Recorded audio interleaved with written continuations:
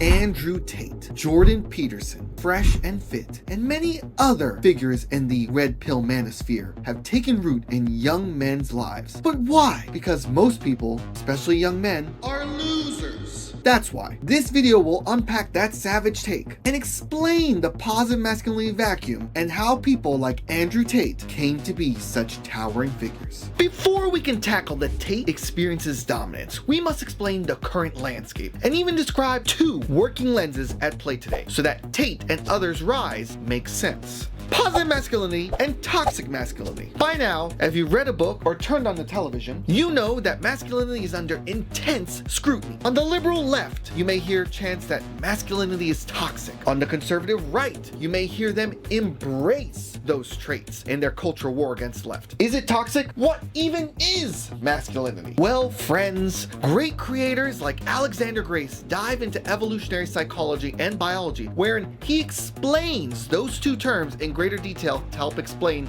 masculinity. But my quick summarization for you lazy out there is to consider the human experience as one of yin and yang. Both are required and desire each other. Neither is better than the other. Within this dichotomy, there exists the feminine and the masculine. Typical men and women at our evolutionary core, and thousands of years of society building, saw men being masculine and women being feminine. Masculinity is a rock of stability, protection, leadership, and breaking norms for ultimate success. Femininity can be chaotic, nurturing, caring, and pack harmony embracing. Today's world has flipped the script and claims these norms that are biologically built into all of us are wrong. Men are being told that masculinity, all masculinity, is toxic, and that men should be more feminine. Traits of taking the lead, sticking out, and going for it are being called into question, and obedience is being pushed. Now, there are problematic behaviors of men and things that men have done over the last few centuries, especially towards women, that are abhorrent, horrible, and unforgivable. And that should be called out and corrected. But overcorrection has been happening the last several years, as the baby has been thrown out with the bathwater. Compound this fact with a vicious cycle of not enough good dads full of positive masculinity to raise good sons and daughters, where those improperly raised sons become dads themselves and only perpetuate the cycle ad infinitum. Couple this with the culture wars from the blue and red factions and the red pill manosphere spewing actual toxic rhetoric, and is it any great surprise young men feel more anxious, isolated, confused, and alone than ever before? Now that you understand the things at play, you can infer the void that has developed. What happens when you encounter a void? You attempt to fill it. Kind of like how I filled your mom last night. Got him! As I was saying, there is a void. Just like the void your father left in your heart when he went to go get cigarettes and milk and never returned. Got him! Double parent shot. Okay, for realsies now. Like the video for dunking on your parents. So this void is hungry to be filled, and this is how Andrew Tate, Fresh and Fit, and Jordan Peterson rose to notoriety. Because the absence that young people, especially young men, feel to have a strong male parental figure was so strong that literally any man who could be courageous, take leadership, ownership, and go against the grain of society could take the throne easily. Need evidence? Jordan Peterson literally had a lecture towards young college kids that if they are feeling lost in life, the first step they should take is the strength of cleaning and organizing their own room. Literally Marie Kondo the of their house up. Jesus, I just can't stand Cleaning up that. the room? Yeah. Meaning? Well, my sense is that if you want to change the world, you start from yourself and work outward, because you build your competence that way.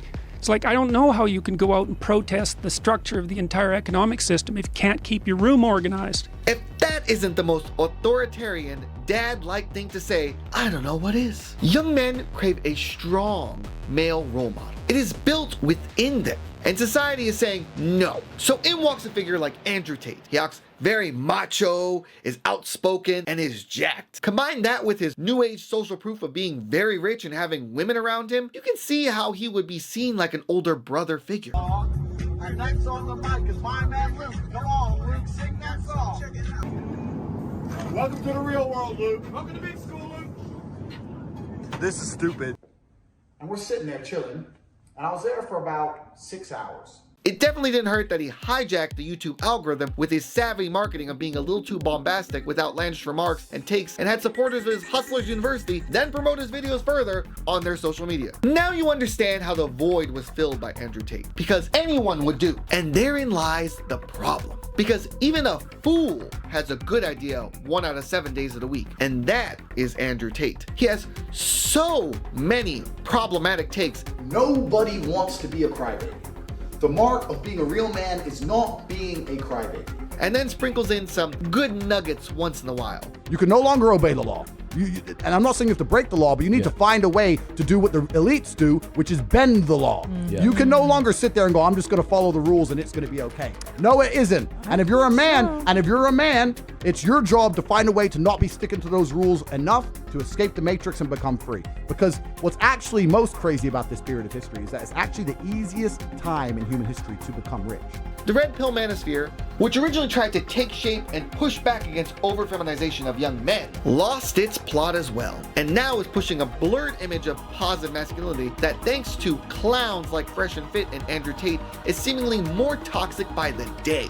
My boy, the Airbnb that I rented, that I paid the whole money. Don't come over here talking to all that cap you've been doing on Fresh and Fit. Big Act is here now. It lived long enough to stop being the hero and became its own villain, fulfilling the prophecy. You see, there will never be an exodus of this bad behavior until the void is properly filled with real positive masculine leaders by the dozens. Andrew Tate is a symptom of the problem, not the problem itself. If you want men to act like men in the right way, we need men who act correct right now. Speaking up, leading, and teaching men today to build a virtuous cycle, not a vicious one. Not comedic failures like Fresh and Fit who dunk on Miami thoughts to feel good about themselves and claim to be ultra masculine and secure. They're clearly the most insecure men you'll ever meet. Remember this, if nothing else. If you have to repeat what you are again and again, you're compensating for what you are not and trying to make yourself and others believe that tall tale. Real men show their character and live it, and others will speak on their quality on their behalf. Many got lost in the sauce on masculinity. But what then even is positive masculinity that we should all strive for as men if the actual toxic version is so bad? Well, becoming the hero of your own story and being the leader in your life and community. It is taking responsibility for others and being a rock in the calamitous ocean. If you are with a woman, it is being the island full of your experience and going after what you want, wherein they are the boat to dock at your shore to enjoy those spoils. And you provide her solace while she nurtures your inner feminine to propel you to greater heights. And you propel her in return. Positive masculinity is emotional intelligence and doing what is right, even if it isn't asked of you. It isn't easy to obtain, but if everyone was a 10 out of 10 in human growth, half of the horrible in the world would never even happen. What do you think? Leave a comment down below. It is a long journey to redemption here, but hopefully the rise of the Red Pill Manosphere and masculinity is better understood now, and why young men are losers. Characters like Andrew Tate are gluttonous for the spotlight. After all, it is part of the YouTube experience to sell away as much as you can for power and money. Andrew Tate did it with his burning hot 1000 Kelvin takes, while Nikocado Avocado